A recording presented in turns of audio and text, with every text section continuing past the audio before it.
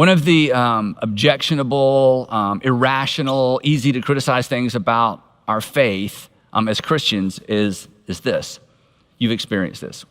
We actually turn to God when bad things happen, believing he could have kept them from happening in the first place. Isn't this true? Don't we all do this? In fact, we encourage other people to do this. We actually turn to God when something bad happens, and we turn to God with this crazy confidence that, well, God, you could have kept this from happening in the first place, but now that it's happened, I'm going to turn to the very one who could have kept this from happening. But at the same time, most of us feel like we really don't have any choice but to do that. I mean, where else are we going to turn? Or maybe you've been here before.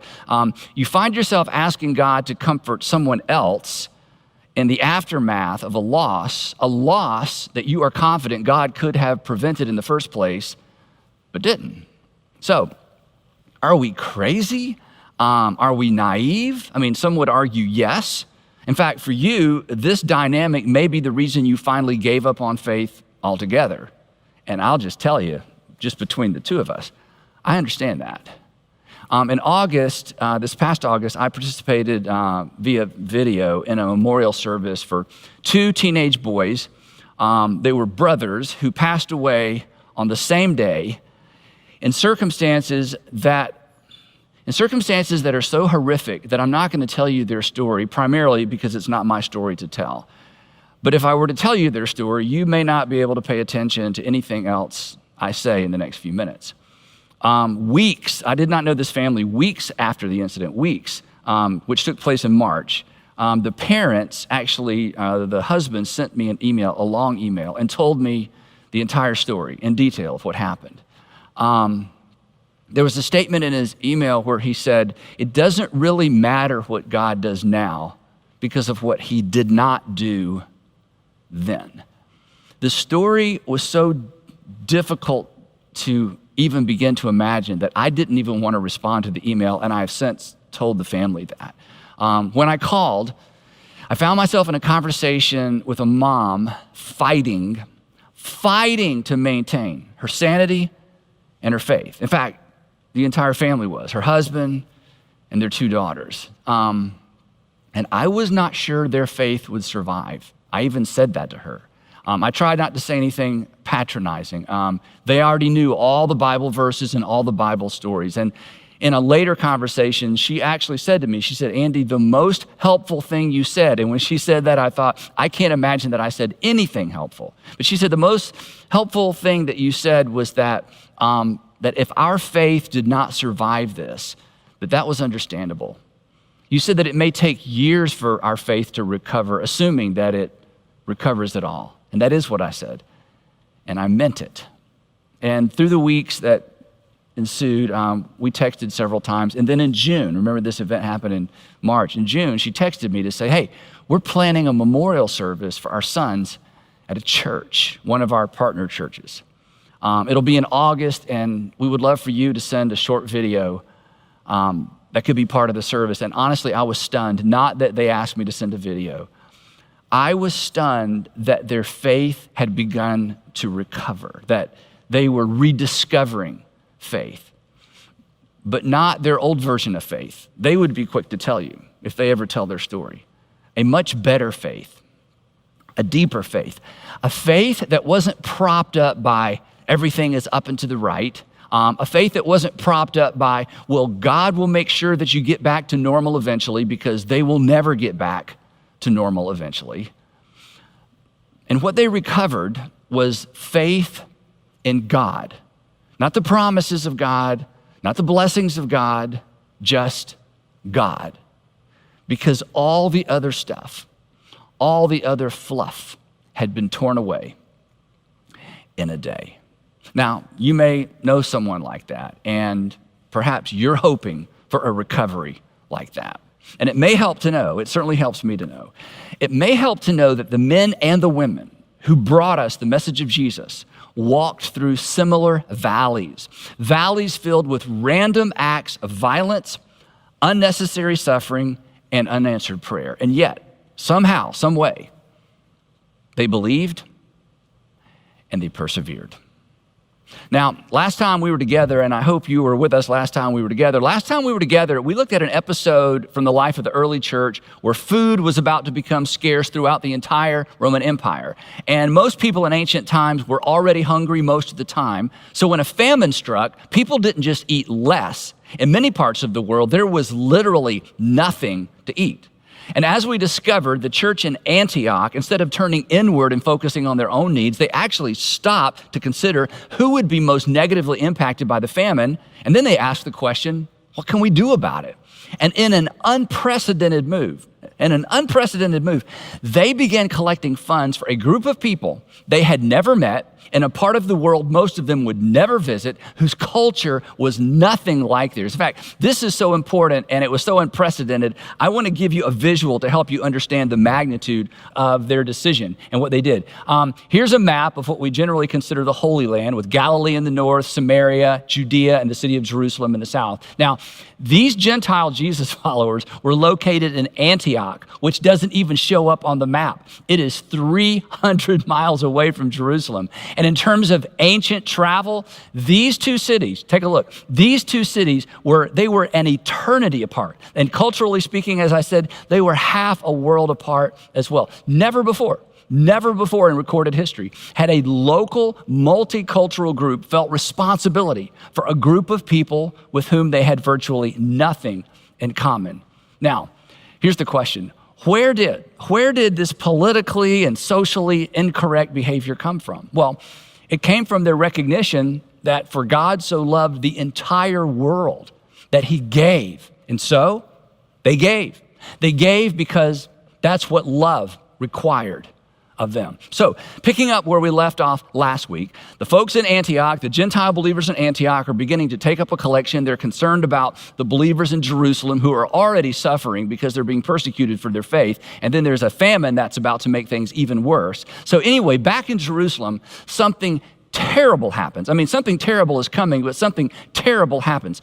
Something random, something seemingly unnecessary, something dark. Something that would leave Jesus followers scratching their heads and wondering, where in the world was God? Here's what happened. The text says that it was about this time, and again, just to put this into perspective, this is about 15 years after the resurrection. It was about this time that King Herod arrested some who belonged to the church, intending to torture them. Now, this King Herod is actually the grandson, this is Herod Agrippa, who is the grandson of Herod the Great, who murdered the babies in Bethlehem after the birth of Jesus. So violence clearly ran in their family. And the some that he intended to arrest were actually Jesus' original apostles. And his first victim was a high-profile target. In fact, his first victim was one of Jesus' first apostles. Here's what Luke tells us. He said he had James, the brother of John, not James, the brother of Jesus. He had James, the brother of John, put to death with a sword. He had James, the brother of John, beheaded. Peter, Andrew, James, and John. Now, this was a huge blow to morale for the Jesus followers in Jerusalem, but it won Herod political points with his constituency. In fact, here's what the text says. When he saw that this met with approval among the Judeans, Herod proceeded to seize Peter also. Now, Peter is a really big fish. In fact, next to Jesus, this is the biggest fish.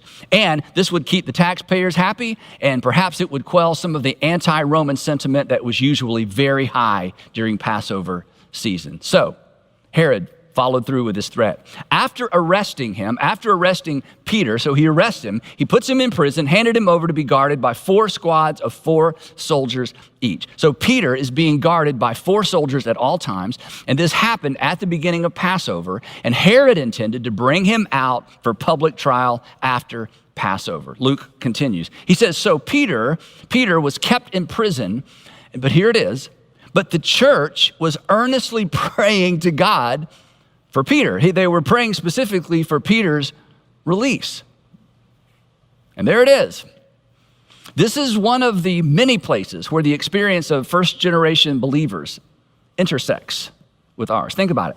The Jesus followers in Jerusalem, think about it. The Jesus followers in Jerusalem are asking God to deliver Peter days after God did not deliver James. Again, the Jesus followers, they're asking God, they're praying, they're asking God to deliver Peter from prison just days after God did not deliver James. I mean, why bother? If God was concerned about Peter, he wouldn't have allowed Peter to be arrested in the first place, right? So if God didn't stop Peter from being arrested, why turn to God after he's arrested? And if God didn't protect James, why should they expect him to protect Peter? I mean, they were as crazy as we are. Actually, we are as crazy as they were because apart from their crazy, we would not be having this conversation. Apart from their crazy, the message of Jesus would have never survived the first century. In fact, it turns out that they weren't crazy and their faith was not misplaced, and neither is yours. So for me, narratives like this one are comforting on two levels. First, the people closest to the action, think about this, the people closest to the action, the men and women who actually knew Jesus personally and chose to follow him because of the resurrection, they were not immune to random, inexplicable tragedy and loss. And in spite of believing that God could have kept these bad things from happening, they turned to him for comfort and help anyway, right after they happened. So, we may be crazy, but we are in good company. We are not the first. And they didn't continue trusting and turning to God because it all made sense.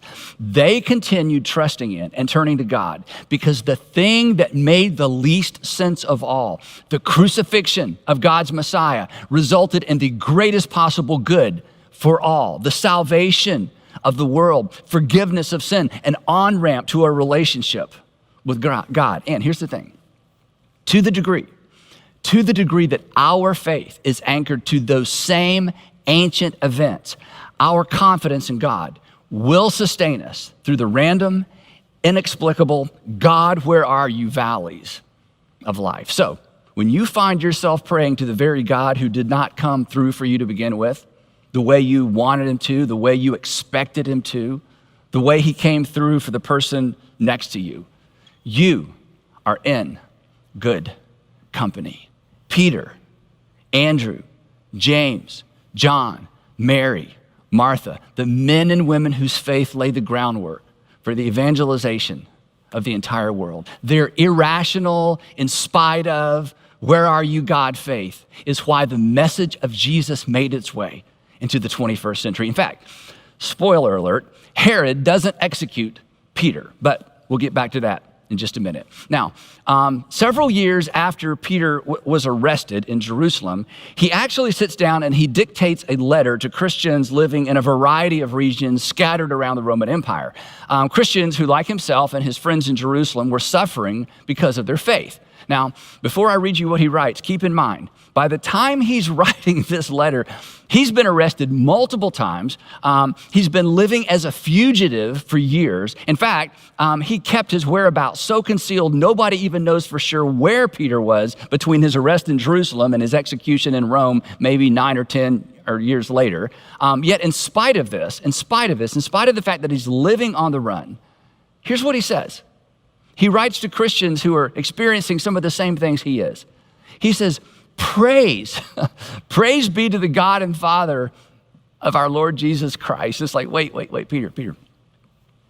You've been arrested multiple times. You've been flogged. You are scarred for life.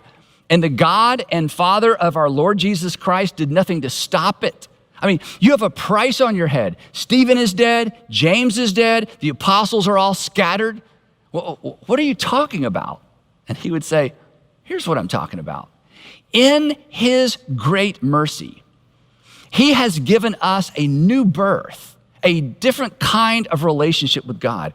He has given us a new birth into a living hope through the resurrection of Jesus Christ from the dead, and into an inheritance that can never perish, spoil, or fade. In other words, your prayers may not all get answered, and you may never understand the randomness of life, but you have hope. And your hope isn't anchored to theology, it's not anchored to belief, and it's not anchored to a book. Peter says that our hope is anchored to an event that rekindled his hope, the resurrection of Jesus. And then he says this, In all of this suffering, in all of this, you greatly rejoice.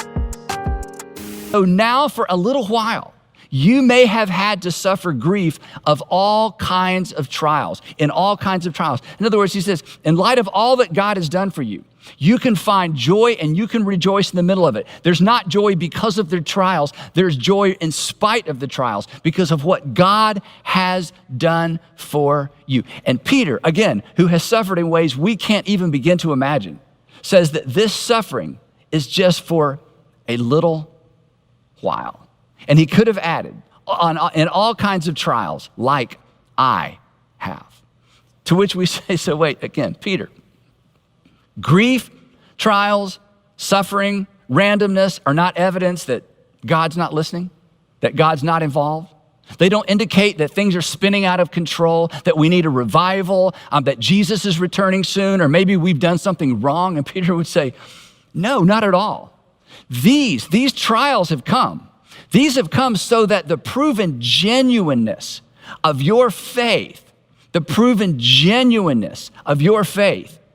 greater worth than gold, which perishes, even though refined by fire, may result, in other words, there's going to be a result, may result in praise, glory, and honor when Jesus Christ is revealed. Again, to which we would say, so Peter, we should expect this, to which Peter would say, yes, and people are watching. People who are suffering as you suffer are watching. People suffering without hope will be drawn to your hope, your peace. In fact, they may be drawn to the object of your faith because the darker it gets, the brighter your hope, the brighter your response shines. And then he would say, perhaps, as Jesus said, so as you suffer and as you try to explain the inexplicable, as you navigate yourself and navigate your way through things you never anticipated and for which there are no answers, let your light shine in such a way that people see your response and they look up. Then he continues. He says, though you have not seen him, and I love this because remember, he's writing to people who had never actually seen Jesus the way that Peter had seen Jesus. He said, though you never met him, though you've never seen him, you love him based on my testimony about him. You love him, and even though you do not see him now, you believe in him, and you are filled with an inexpressible and glorious joy because you are receiving the end result of your faith, the salvation of your souls.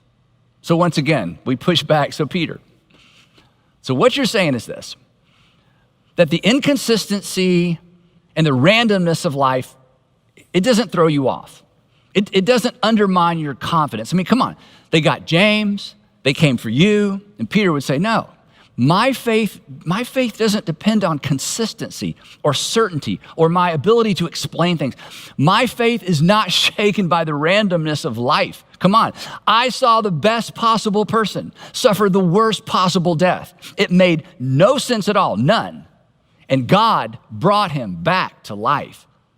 So while there's a lot I can't explain, and there's a lot I don't understand, I just got to tell you, after the resurrection, the rest is just detail. And then in the same letter, Peter gives his audience and gives us the strangest to-do list. But we're going to talk about that next time. Now, I want to get back to the storyline real quick. So to catch us up. So God allows Herod to execute James. He allows Herod to arrest Peter and put him in jail.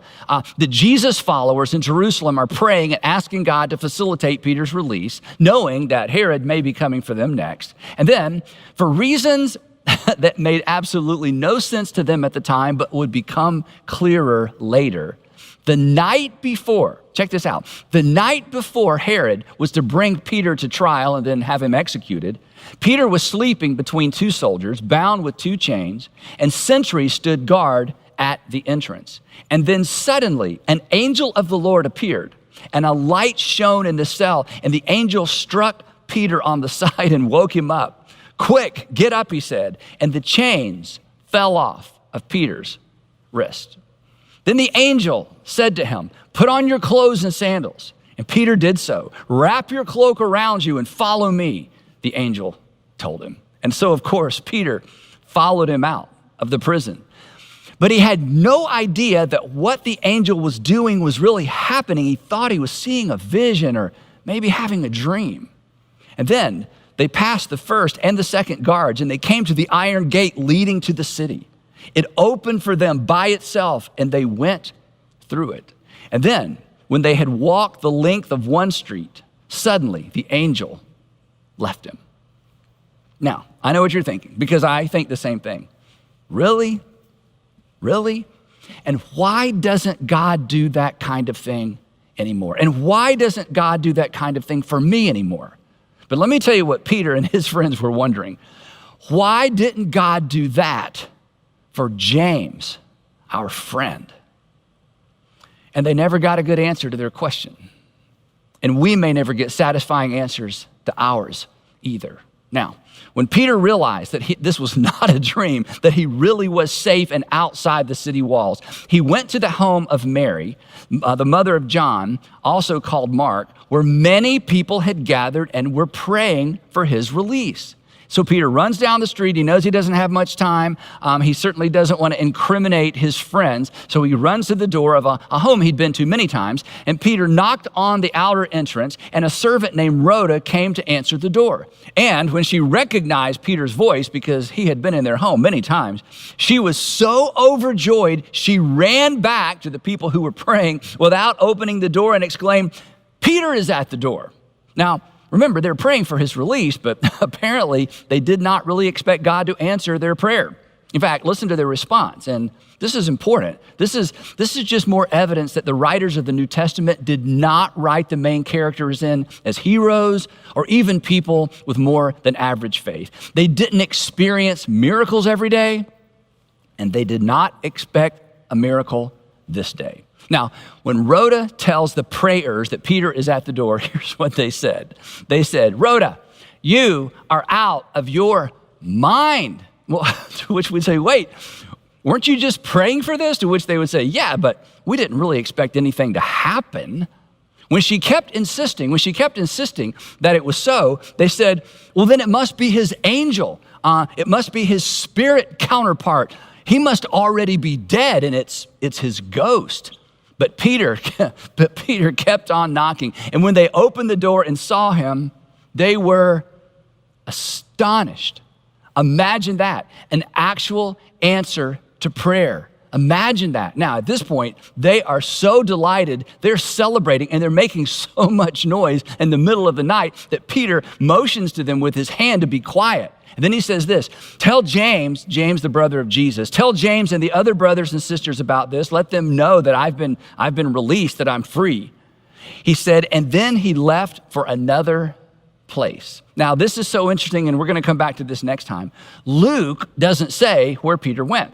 Now, remember, when he wrote this, Peter was still alive and was still a wanted man. If Luke knew where Peter was, he didn't document it, lest his document fall into the wrong hands. So Peter went underground. In fact, he went underground so successfully that to this day, no one has discovered for certain where he went. And then Luke gives us even more detail. As you might imagine, in the morning, there was no small commotion among the soldiers as to what had become of Peter. And after Herod had a thorough search made for him and did not find him, he cross-examined the guards and ordered that they be executed. Now, Herod is publicly humiliated because he had promised the people that they were going to see the trial of Peter, Jesus' number one follower. He's so humiliated, he leaves town.